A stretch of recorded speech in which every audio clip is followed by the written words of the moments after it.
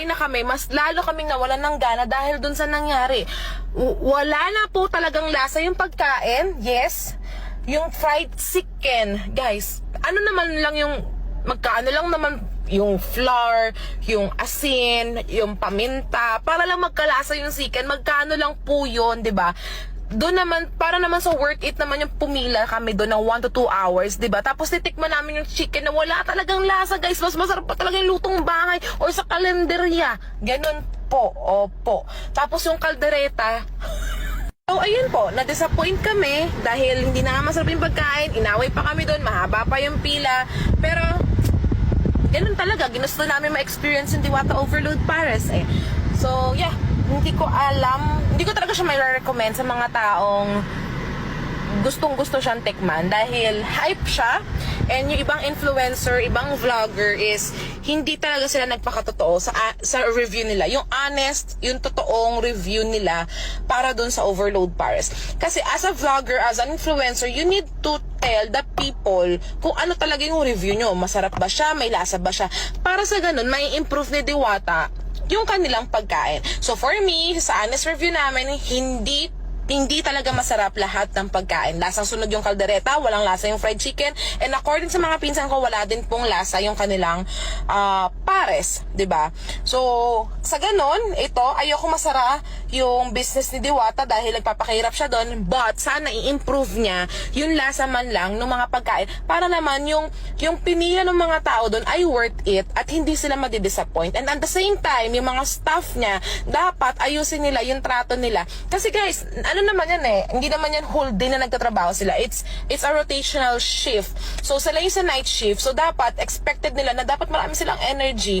And wag sila kaagad mang-judge ng mga tao na hindi na yan, sinungaling kayo. Like, dahil sa 100 pesos, mandadaya yung mga tao, pumila doon ng 1 to 2 hours, mandadaya yung tao para lang sa 100 pesos. At hindi yun maganda. And doon sa kahapon, hindi lang ako yung nagreklamo, hindi lang kami, but meron pang isang nagreklamo doon dahil din sa stub nila. So, imagine niyo kung araw-araw may nagreklamo ganun, masisira syempre yung business ni Diwata, yung review sa kanya. So, mas maganda na ayusin ka agad ni Diwata, maaga pa lang. And pagsabihan niya lagi yung mga staff, kasi meron doon dalawa yun yung isang lalaki doon yata or gay, hindi ko alam. Nagtanong ako sa kanya, ilang minutes po yung chicken? Hindi niya ako pinansin. Talagang mata pobre siya, masungit. Pero nung lalaki na nagtanong sa kanya, ay, hello, ano po yun? Ganun talaga siya, day. So, yeah. So, hindi talaga, expected ko talaga, napakasarap ng food. But if you are looking for a budget-friendly na food, I will recommend Diwata. But don't expect too much. Yan. Kasi sobrang hype niya ngayon sa social media. But don't expect too much because you will be disappointed at the end. So sana makita to ni Diwata, i-comment nyo sa kanya to, i-tag nyo sa kanya to para alam niya ano ba yung nangyayari doon. Kasi kahit mabait ang boss nila, si Diwata, kahit gusto niya maging successful, kung yung mga staff niya yung magsisira sa kanya, then talagang ganun talaga. Hindi mag-grow yung business niya. So, dapat kailangan pati yung mga staff niya sabihan niya. Dahil hindi talaga maganda yun. Na-offend kami kahapon doon. Dahil sa worth 100 pesos, pumila kami, galing pa kami ng Las Piñas, madaling araw yun. Tapos sasabihan kami ng sinungaling ng staff niya, hindi po talaga. Hello guys, ayan, nandito lang ako sa pwesto ko. Actually, kararating ko lang. May nakita kasi akong may nakita akong babae na talak ng talak, kukak ng kukak sa social media. Actually, nung kumain siya dito, wala ako. Tapos, ang sinasabi niya, wala daw lasa yung pagkain. Ito matagal ko na itong sinasabi na hindi ko naman sinasabi na masarap yung pagkain ko. Kung hindi mo nagustuhan, pwede ka namang hindi na bumalik, huwag mo ka i-recommend o whatsoever. Ang napansin ko lang doon sa babae, masyadong OA naman yung acting kasi lahat daw ng in-order niya, wala daw lasa. So, nandito kayo ngayon, may mga kumakain, magtatanong tayo nang hindi ito scripted, ang nanaayon sa kanilang naramdaman para maging fair lang tayo. So, andito sila ate, tatanungin natin, may mga kumakain. Ate, may nakita kasi akong vlog. Wala daw lasa yung pagkain ko. May nakita talaga ako. So, ito mag-comment kayo ng naayon sa naramdaman nyo kasi hindi ko naman kayo kilala. Pumunta lang kayo dito. Wala bang lasa? Meron. Masarap. Oh, masarap, di ba? Ayan ayan. Ano ang lasa? Kasi sabi niya, nag-order siya ng chicken, nag-order siya ng overload. Wala daw lasa. Si ate may chicken. Ano masasabi mo? Malaman po, crispy po, tapos masarap po. Oh, masarap sabi ni ito. Di puro malaman po. Tapos may lasa naman. Opo, super. Oh, ayan. Kayo kuya. Aba, siyempre, super, sulit. Oh, ayan, overload ka lahat. Ito, Ate, ano sarap. sabi mo? Sobrang sarap. Kaya, walang katotohanan sinasabi nila. Pa siya. Affordable pa siya for 100 only.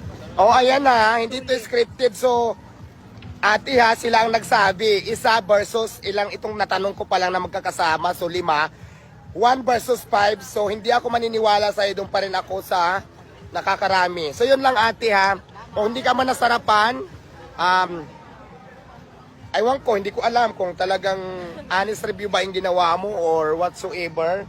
Dito kuya, kumusta naman? Anong masasabi mo? Kasi may nag-vlog na wala daw lasa. Anong masasabi mo? Ayos lang po. Okay naman po. Ayan. Ayan ha, may lasa, ibig sabihin. So yun lang. Ate ha, nag-interview ako kasi napanood ko yung talaka ng talaka. Actually, hindi naman din kita kilala. Kung hindi ka nasarapan, lahat sinabi mo walang lasa. So ngayon ito, nagtanong ako, kararating ko lang dito sa tindahan ko. So yun. Kaya, doon pa rin ako talaga sa mga sasabing may lasa yung ano ko, yung tinda ko. Kasi puro, imagine mo, hindi ako naniniwala kasi lahat naman may lasa. Yun nga lang siguro, baka lang baka hindi mo lang nagustuhan at saka sinasabi mo may hindi maganda yung serve sa'yo ng tao ko. Dapat pagka ganyan may problema ka, diretso mo sa akin ha. Hindi yung kukuka ka sa social media kasi hindi maganda tingnan para sa akin yun bilang isang may-ari. Sa sunod, yung mga pumupunta dito, kung may complain, mas maganda siguro kung gusto mo talaga, concerned ka, gusto mo ako mag-improve pa, sasabihin mo lahat sa akin kung anong problema para magawa natin ng solusyon o magawan ko ng paraan.